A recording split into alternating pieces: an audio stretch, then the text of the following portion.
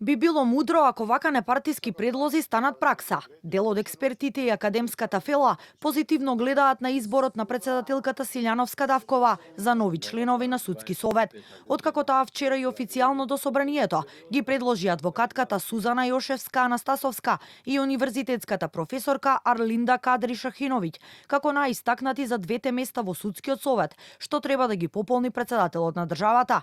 Универзитетскиот професор Гордан Калајџиев очекува двете, доколку бидат избрани, со својот интегритет и капацитет да придонеса за зголемување на независноста и професионалноста на ова тело. Сепак според него останува неизвестноста дали тие ќе ги добијат гласовите од пратениците.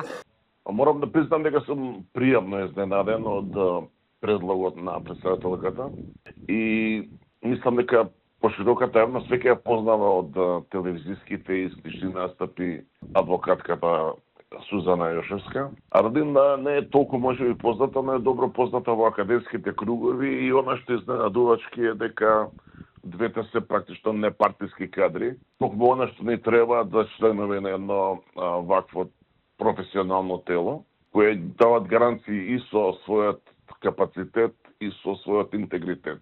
Би сакал ова да биде една нова страница и исто вака пријатно да бидеме изненадени наскоро кога ќе биде изборот на државниот обвинител, како и на народниот правобранител. Материјалите и нивните биографии се доставени до парламентот и се очекува од понеделник да влезат во собраниска процедура.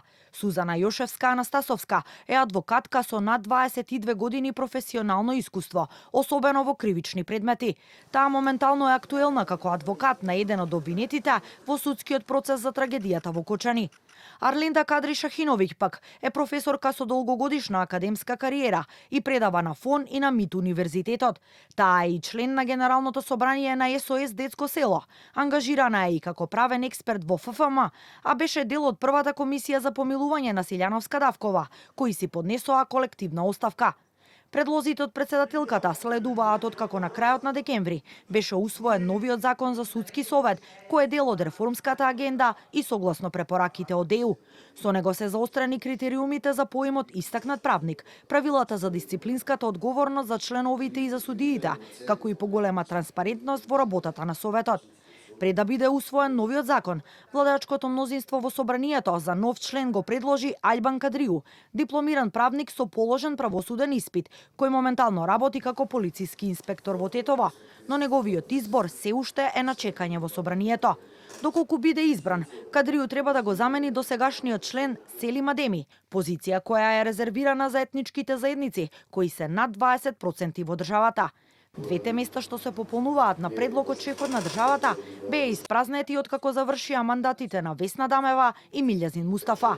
Од партиски номинираните членови од претходниот состав сега остануваат Павлина Црвенковска, чиј мандат истекува до крајот на годинава, и Тања Чачарова Илиевска, која останува во советот до крајот на следната 2027 година.